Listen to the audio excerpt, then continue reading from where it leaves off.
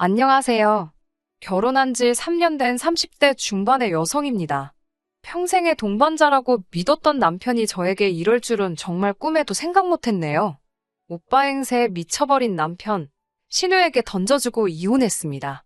저는 대학교를 졸업한 이후에 제과제빵을 배우고 싶다는 욕심이 있었어요. 하지만 부모님뿐만 아니라 주변 사람들 모두 그 학벌에 왜 빵 만드는 것 따위를 배우냐며 시간 낭비하지 말고 얼른 취직부터 하라고 그러더군요. 젊은 나이도 내세울 수 있는 경쟁력 중에 하나라면서요. 지금보다 더 늦으면 취직하기 앞으로 더 힘들게 될 거라고 하더라고요. 저는 그렇게 자의반 타의반으로 여러 회사에 지원을 하게 되었고 운 좋게 한 번에 취업에 성공할 수 있었습니다. 그 이후로 회사 생활을 3년 정도 하니 시간적으로도 금전적으로도 저에게 조금씩 여유가 생기기 시작하더군요. 그래서 그제서야 평일에는 회사 생활을 하면서 주말에는 제과제빵 수업을 찾아듣기 시작했습니다. 체력적으로 힘들긴 했지만 제과제빵이란 게 배우면 배울수록 재밌었고 제가 소질도 있더라고요. 그래서 언젠가는 제 카페를 차려서 제가 만든 빵과 디저트를 손님들에게 선보여야겠다는 꿈을 갖게 되었습니다. 제과제빵 학교를 수료하는데 2년의 시간이 걸렸고 그 이후 지인의 소개로 남편을 알게 되었습니다. 남편은 제가 근무하는 회사에서 멀지 않은 곳에 위치한 중견기업의 회계팀에 근무하고 있었어요. 사실 저나 남편이나 소개팅을 할 생각이 있던 사람들은 아닌데 오지랖 넓은 지인이 다리를 놔줘서 만나게 되었네요. 그 이후로 1년간 연애를 하고 결혼까지 하게 되었지요. 남편에게는 은퇴하신 시부모님과 철딱선이 없는 저보다 한 살 어린 신우가 있었습니다. 결혼 준비를 하면서 시댁의 재산 상태를 어느 정도 파악하게 되었는데 시부모님은 나라에서 나오는 연금과 남편이 보내주는 얼마간의 용돈으로 생활을 이어가고 계셨습니다. 당신들 명의로 집 한 채가 있다고 했고요. 신우는 중소기업에서 격리로 일하고 있다고 했습니다. 남편이 시부모님께 용돈을 일부 드리고 있는 것도 자식된 도리로 당연하다고 생각했어서 따지지는 않았습니다. 그리고 신우가 얼마를 모았는지, 얼마를 버는지까지는 알 수도 없었고 관심도 없었네요. 상견례 장소는 당시 엄청나게 인기가 좋았던 한식당에서 하게 되었어요. 원래는 6달 전에는 예약을 해야 할 정도로 한번 가기가 어려운 곳인데 친구가 주방에서 메인 셰프로 일하고 있었기에 운 좋게 자리를 잡을 수 있었습니다. 양가 어른들 모두 분위기도 좋고 맛도 좋다며 저더러 능력자라고 치켜 세워주시더라고요. 반면에 신우는 혼자서 뭐가 못마땅한지 똥 씹은 표정을 하고 있었습니다. 사실 신우는 처음 저를 볼 때부터 뭐가 그렇게 불만인지 사람을 아주 도끼 눈을 하고 쳐다보더라고요. 아주 노골적으로 저를 훑어보는데 얼마나 기분이 나쁘던지 저도 똑같이 째려보니까 시선을 피하더라고요. 나중에 남편에게 신우가 저한테 왜 그러는지 모르겠다고 하소연을 하니 아마 질투가 나서 그러는 것 같다고 그러더군요. 한다는 말이 신우가 제 옷차림새를 보고 사치스러운 여자 같다고 남편더러 결혼하지 말라고 했다는 거예요. 어이가 없어서 제가 어디가 사치스럽다고 하냐 물어보니까 제 신발 가방은 다 비싼 거고 옷은 요즘 유행하는 걸로 입고 다닌다라며 딱 봐도 돈을 흥청망청 쓰는 게 분명하다고 그랬대요. 가방은 회사 생활 1년 만에 처음 받은 상여금으로 큰맘 먹고 지른 거였고 신발은 친정엄마가 결혼식 때도 신으라고 좋은 거 한 켤레 사주신 건데 어이가 없더군요. 언젠가 기회가 되면 꼭 해명을 해야겠다 벼르고 있었어요. 그리고 결혼식을 앞두고 있던 어느 날 남편이 저녁을 먹자고 하길래 평소와 다름없이 데이트를 하는 줄 알고 나갔습니다. 그런데 신우가 나와 있더라고요. 남편은 서로 지난번에 대화도 많이 못하지 않았냐며 친해지라고 자리를 만들었다고 하더라고요. 신우도 어이가 없는 눈치였고 저도 황당했어요. 남편은 남의 속도 모르고 한다는 소리가 이제 둘이 자매처럼 지냈으면 좋겠다는 거예요. 그리고 순간 전 기왕 나온 김에 지난 일에 대해서 이야기를 해야겠다 싶었습니다. 아가씨, 이 가방 제가 정말 피땀 흘려 일해가지고 그래서 받은 상여금으로 산 거예요. 언니, 지금 회사 생활한다고 잘난 척하는 거예요? 왜 말을 그렇게 비꼬아서 들어요? 누가 직장 생활하는 걸로 잘난 척을 하겠어요. 남들 다 하는 직장 생활이 어떻게 자랑거리가 되나요? 진짜, 매기려고 그러는 거네. 지금 나는 상여금 나오는 회사 다니니까 가방 산 거라고. 그게 자랑하는 거 맞잖아요. 어디 내 말이 틀렸어요? 말을 하면 할수록 신우는 이유도 없이 저에게 분풀이를 하더라고요. 자격지심인가 싶어서 이러다간 큰 싸움 나겠다고 먼저 일어나겠다고 자리를 피했어요. 그런데 그날 밤 남편에게 또 전화가 걸려왔어요. 제가 가고 나서 신우가 울면서 저는 인정머리도 없고 남의 자존심 같은 건 생각도 안 해주는 여자라고 욕을 하더래요. 피해의식 있는 사람 별로 안 좋아하는데 그게 딱 신우가 그런 사람이었네요. 그래도 신우 때문에 날 다 잡아놓은 결혼을 깰 수는 없었습니다. 사실 그때는 그런 생각은 아예 하지를 못했고 똥이 무서워서 피하냐 더러워서 피하지라는 말만 떠올리며 신우와 좀 거리를 두면 해결될 일이겠거니 싶었습니다. 아무튼 결혼식을 올리고 얼마 지나지 않아 회사에서 희망퇴직을 받기 시작했습니다. 위로금을 계산해보니 실수령이 1억은 좋게 되겠더라고요. 1억이면 제가 그토록 원하던 카페를 창업하기에 충분하진 않아도 부족하진 않을 것 같았습니다. 고민 끝에 남편에게 퇴사를 하겠다고 말했어요. 남편은 그러면 생활비는 어떻게 하려고 그러냐 묻더라고요. 저희는 결혼을 반반으로 했고 생활비도 각자 월급에서 얼마씩 각출해 공동으로 쓰고 있었습니다. 저는 그 부분은 걱정하지 말라고 밀리지 않고 줄 수 있다 하니 그럼 제 마음대로 알아서 하라고 하더군요. 어차피 서로의 재산에는 터치하지 않는 게 저희 부부의 원칙이었고요. 친정부모님은 어차피 말려도 할 것 같으니 차라리 한 살이라도 어렸을 때 도전해보라고 하셨습니다. 그래야 실패를 하더라도 금방 다시 털고 일어날 수 있다면서요. 남편의 동의에 이어 부모님의 허락까지 떨어지니 더 이상 주저할 이유가 없었습니다. 그런데 문제는 제가 카페나 빵집에서 한 번도 일해본 적이 없었어요. 사람들은 일단 제 가게를 열면 자동으로 일을 하게 되고 그러면서 배우면 된다고 했지만 제 성격상 그렇게는 못하겠더라고요.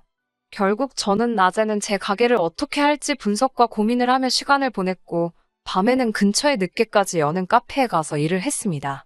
급기야 아르바이트를 시작한 지 6개월이 지났을 땐 제가 카페 오픈을 준비 중이란 사실을 몰랐던 카페 매니저가 저에게 동업을 해보지 않겠냐고 물어왔어요. 그때 저는 제 사업을 해도 되겠다는 확신을 갖게 되었고요. 그렇게 시작한 카페는 하루가 다르게 번창해 나갔습니다. 특히 제가 제과제빵학교를 다니면서 만들어냈던 저만의 특별한 레시피가 있었는데 그게 젊은 사람들 사이에서 엄청나게 빠른 속도로 입소문을 탔어요. 카페를 연 지 6개월 만에 예약 주문을 받게 되었고 전국으로 배송까지 하기 시작했어요. 너무 잘 되니까 오히려 떨떠름하기까지 하더군요. 그리고 그때부터 수입도 어느 정도 안정을 되찾게 되었습니다. 저는 친정부모님께 용돈도 넉넉히 드리고 중고차지만 외제차도 한 대 뽑고 새 가방도 하나 샀어요. 그동안 열심히 살아온 제 자신에게 주는 보상이었지요. 그리고 얼마 지나지 않아 시어머니의 생신이었습니다. 시댁은 저희가 사는 집에서 차로 40분, 대중교통으론 1시간 20분이 걸리는 곳에 있었기에 당연히 차를 가지고 가게 되었습니다. 시댁에 도착해 차에서 내리는데 신우가 바로 저쪽에서 오고 있더라고요. 신우는 저는 본체만 채하고 운전석에서 내리는 남편에게 외제차 산 거냐며 멋지다고 소리를 지르고 난리더군요. 전 남편이 제 차라는 사실을 신우에게 말했으면 싶었는데 했으면 하는 말은 안 하고 필요하면 말하라고 이 오빠가 언제든지 빌려준다는 헛소리를 하고 앉았더라고요. 평소에 신우가 저한테 하는 태도도 불만이 많았는데 쓸데없는 소리를 하니까 저도 살짝 욱했어요. 왜 당신 것도 아닌데 그런 약속을 해? 요새 젊은 애들이 외제차 좋아하니까 혹시 타보고 싶다 하면 잠깐 빌려주자는 이야기야. 아가씨, 이거 제 차고요. 오빠가 왜 그런 말을 하는지 모르겠는데 차는 제 차라서 빌려줄 생각 없어요. 남편의 헛소리를 중간에 딱 잘라 끊어버리니 남편이 말을 뭐 그런 식으로 하냐는 표정으로 저를 쳐다보더라고요. 신우도 살짝 언짢다는 듯이 반응했어요. 이 외제차가 언니 차라고요? 언니가 돈이 어디서 나서? 오빠 돈으로 산 거니까 오빠 거지. 그게 왜 언니 거예요? 차는 제가 벌어서 제 힘으로 산 거예요. 언니, 회사 때려치고 지금 집에 있다면서? 왜 자꾸 거짓말해요? 누가 제가 집에 있대요? 오빠가 저 카페 차린 거 말 안 해줬어요? 저 요새 진짜 눈코 뜰 새 없이 바쁘거든요. 지금도 간신히 온 거예요. 언니가 카페를 차렸다고요? 회사에서 위로금 받은 걸로 차렸어요. 나중에 한번 친구들하고 놀러와요. 장사가 잘 돼서 자리가 없을 수도 있으니까 올 거면 꼭 미리 전화하고 오시고요. 신우는 똥 씹은 표정을 하더니 아닌 척하면서 저를 또 위아래로 훑고 있더라고요. 남편은 한숨을 내쉬고는 저더러 왜 그렇게 신우기를 죽이냐고 그러더군요. 게다가 시어머니까지 저에게 잠깐 보자고 하시더라고요. 시어머니께서는 신우가 자존심은 강한데 마음은 여려서 상처를 잘 받는다 하셨습니다. 그러니까 신우 앞에서는 너무 잘난 척을 하지 말라면서 명품 가방 같은 것도 메고 오지 말고 시댁에 올 때는 웬만하면 대중교통을 타고 왔으면 좋겠다고 그러시더군요. 제가 드리는 용도는 입이 귀에 걸리도록 웃으시면서 고맙다고 받으셔놓고 좀 어이가 없었지요. 하지만 이런 일들로 제가 남편과 이혼을 생각한 건 절대로 아닙니다. 개념 없는 신우 이야기 저도 여기저기서 많이 들어봤기 때문에 내 신우도 그런 부류 중 하나려니 생각만 했어요. 시어머니의 말도 안 되는 억지도 팔은 원래 안으로 굽는다는 말을 생각하면 이해 못할 것도 없었고요. 무엇보다 남편의 역할이 저에겐 중요했는데 제 앞에서 신우를 싸고 도는 일은 없었기에 정말이지 기분은 나쁘고 빈정은 상했어도 적어도 저에게 헤어질 이유로는 충분치 않았습니다. 하지만 이런 저를 비웃기라도 하듯 남편은 제 뒤통수를 치려고 했어요. 카페를 연 지 1년 반이 좀 넘었을 때입니다. 어느 날 갑자기 아무런 예고도 없이 남편이 회사를 때려쳤다는 거예요. 앞으로 뭐 할 건데 상의도 없이 관뒀냐고 하니까 제 카페에서 일하면 안 되냐고 묻더군요. 황당하고 당혹스러웠습니다. 남편과 같이 일한다면 공과 사를 구분하기가 힘들게 뻔했으니까요. 저는 그건 안 된다고 시간이 걸리더라도 이직을 하라고 했어요. 제 벌이가 남편이 버는 것보다 좋았어도 장사로 버는 돈과 회사에서 받아오는 안정적인 수입이 차이가 있는 건 분명했으니까요. 하지만 남편은 뭐하러 돈 주고 직원을 쓰냐며 자기가 하면 인건비도 덜 들고 아무래도 생판 남한테 맡기는 것보다야 가족이 주인의식을 갖고 하는 게 더 믿음직스럽고 제가 더 편하지 않겠냐며 믿고 한번 맡겨보라고 그러더군요. 마침 카페에서 일하던 매니저가 고향으로 돌아가야 한다고 그만두고 싶다고 제게 말해왔던 차였고 결국 믿져야 본전이다 셈치고 남편에게 그런 카페로 출근을 하라고 했습니다. 그리고 석 달쯤 지났을 때예요. 옆가게 돈가스 사장님이 다음 달에 계약 끝나면 문 닫고 이민을 가신다고 하시더군요. 사실 항상 옆가게까지 확장을 하면 좋겠다 생각하고 있었는데 그 이야기를 들으니 잘 됐다 싶었습니다. 처음에 오픈할 때 예산 문제도 있고 그래서 매장을 크게 오픈을 못했거든요. 게다가 저는 빵이 구워지는 걸 손님들에게 다 보이게끔 만들어놨기 때문에 오히려 손님들이 앉을 자리가 부족해졌지요.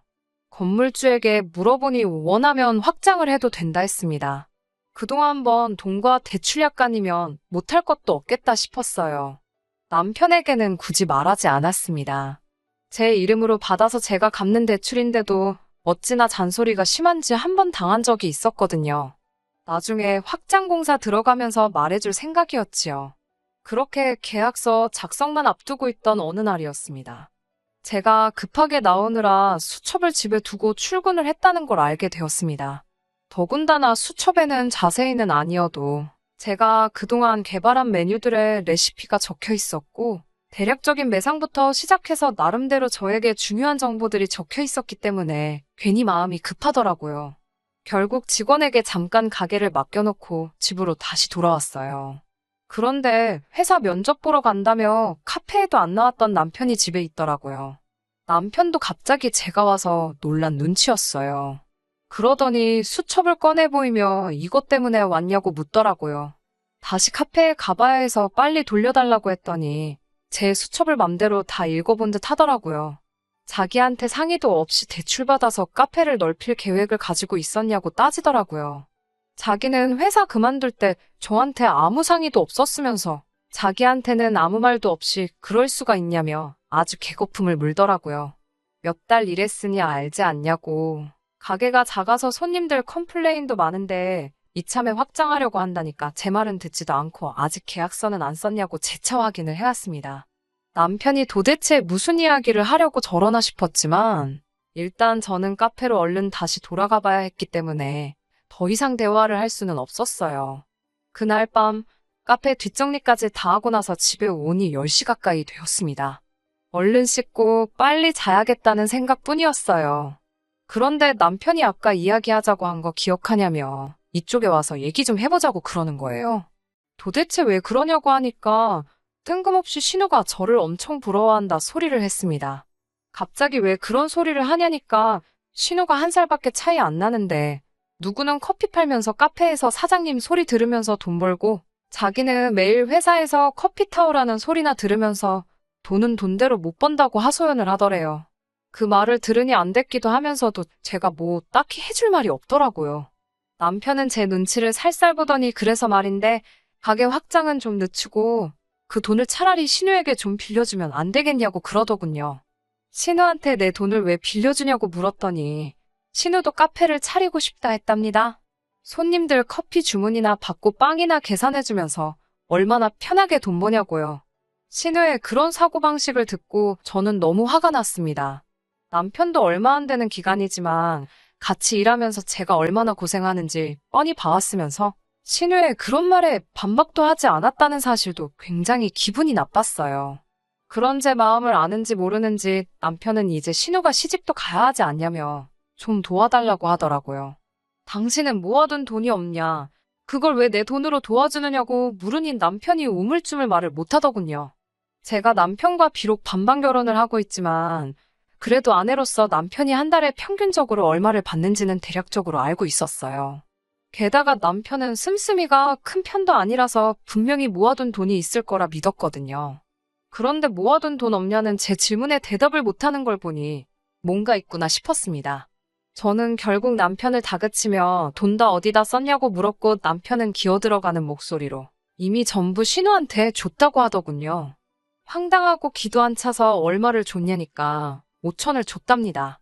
그런데도 한 2천이 부족하다며? 그걸 저한테 빌려달라고 그런 거고요.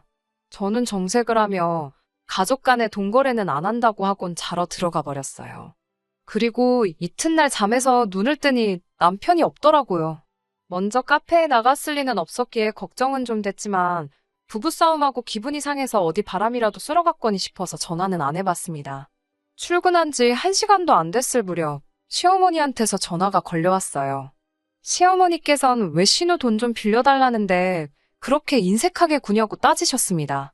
제 친동생이어도 안 빌려줬겠냐고요. 바쁜 시간대에 전화하셔서는 억지를 쓰시니 저도 너무 화가 났습니다. 저는 그러면 어머님 돈 빌려주시라고 저도 지금 대출받아서 가게 운영해야 되는데 왜 저한테 그러시냐고 따졌습니다. 그러자 저더러 시부모 돈 없다고 무시하는 거냐며 혀를 차시더니 저는 가족이 물에 빠져도 하나 도와주지도 않을 못된 인간이라고 욕을 하시더라고요. 결국 신우에게 돈은 안 빌려줬습니다. 제가 계약서를 쓰고 온 걸 안 남편은 노발대발 난리가 났더라고요. 신우에게 자기가 어떻게 보이겠냐며 저 때문에 체면 안 서게 생겼다고 책임지라고 난리더군요. 시어머니도 결국 네 고집대로 했냐며? 그렇게 네 맘대로 살 거면 내 아들하고 왜 사냐고 악다구니를 쓰셨습니다. 저도 너무 화가 나서 저도 지금 그게 궁금하다고 제가 왜 어머님 아들하고 사는지 모르겠다고 맞받아쳐 버렸습니다.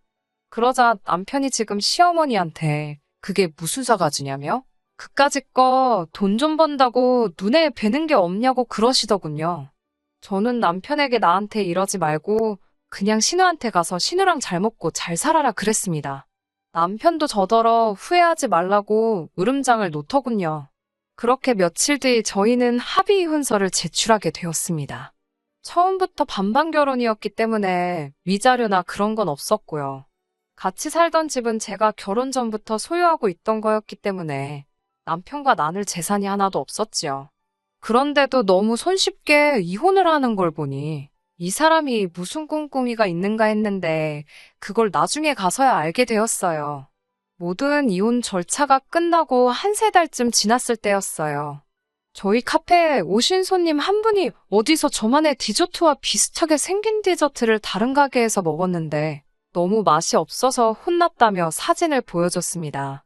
그런데 사진 뒤쪽에 흐릿하게 찍힌 두 인물이 신우와 남편처럼 생겼더라고요. 저는 손님에게 주소를 물어 그 가게를 찾아가 보았습니다. 아니나 다를까 가게에 걸린 사진들을 보니 역시 신우와 남편이 새로 차린 맞더군요. 선글라스에 마스크까지 써가며 알아보지 못하게 제 정체를 숨기려고 노력했는데 그럴 필요조차 없었어요.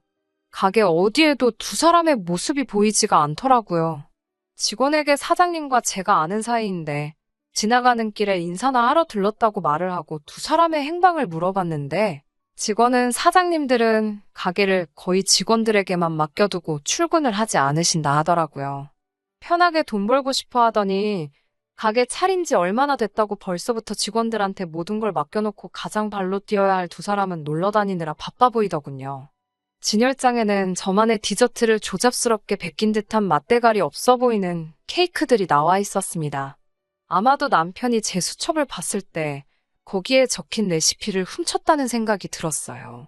중요한 비법은 제 머릿속에 다 들어있고 자세하게 적어놓지는 않았기 때문에 그냥 흉내만 내놓은 정도였긴 하지만요. 제 디저트가 대박이 나서 제가 돈을 벌고 있었으니 그걸 저렇게 흉내만 내서 팔면 자기들 카페도 대박이 날 거라고 생각을 했나 봅니다. 그때 와서 생각난 게 남편과의 이혼 과정이 너무 순탄했다는 거예요. 애초에 남편은 제 비법을 훔쳐서 신우와 가게를 차려 그 수입을 혼자 독차지하려고 했던 거라는 생각이 들었습니다. 한번 맛을 봤는데 어찌나 느끼하고 계란 비린내는 또 얼마나 심하던지 얼마안가 망하겠다는 생각이 강하게 들었습니다. 그리고 정확히 한 달 반 뒤 신우의 카페가 망할 줄은 알고 있었지만 설마 인터넷 기사에서 만나게 될 줄은 몰랐습니다. 케이크를 사간 손님이 안에 곰팡이가 피어있다며 신문사에 제보를 했더군요. 결국 얼마 지나지 않아 신우의 카페는 폐업을 하게 되었고요. 회사까지 때려친 남편이 시어머니 돈까지 탈탈 털어서 신우 가게에 몰빵을 했던 것 같은데 앞으로 어떻게 살아갈지 생각하니 저도 모르게 웃음이 실실 나오더라고요. 장사하는 사람들이 돈 편하게 번다고 생각하는 월급쟁이들의 말로가 어떤 건지 딱 보였어요. 두 사람이 가게에 매일같이 출근해서 장사를 했어도 잘 되었을 거라는 생각이 들지는 않았지만 말이에요. 제가 피땀 흘려 개발한 메뉴를 비슷하게 따라만 하면 돈은 자동으로 따라올 거라고 생각했다는 것도 이해가 되지 않았어요. 스스로 직접 뭘 해볼 생각은 없고 어떻게든 편하게 돈 벌 궁리만 했으니 그게 망하지 않는 게 더 이상한 일이겠죠? 신우가 정말 큰 뜻을 가지고 음흉하게 제 남편을 꼬드기는 게 아니고 저에게 도와달라 부탁을 해왔으면 그때는 이야기가 달랐을 수도 있었을 거예요. 그놈의 자존심이 뭔지 아무리 새언니라지만 시짜짓을 해야만 적성이 풀리지 자존심을 숙이기는 싫었는가 봅니다. 남편에게 정이라도 남아있었다면 하다못해 맛이 어디가 이상한지 수정된 레시피를 줬을 수도 있었을 거예요. 안타깝게도 오만정이 다 떨어져서 그런 수고까지 해야 하는 이유도 모르겠네요. 아무쪼록 두 사람이 열심히 노력하고 연구해서 알아가면 좋겠습니다. 신우와 남편을 찾아가 조만간 제 가게들이 타 지역에 지점을 2개나 내게 되었다는 사실도 말해줘야겠어요. 자기들은 쫄딱 망했는데 제 성공담을 들으면 얼마나 배 아파할까요? 한 방 더 먹여줄 그날만 기다리면서 저도 초심을 잃지 않고 열심히 장사를 하려고 합니다. 끝까지 들어주셔서 감사합니다. 오늘의 사연은 여기까지입니다. 구독과 좋아요, 알람 설정 부탁드리고 더 좋은 사연으로 다시 찾아뵙겠습니다. 감사합니다.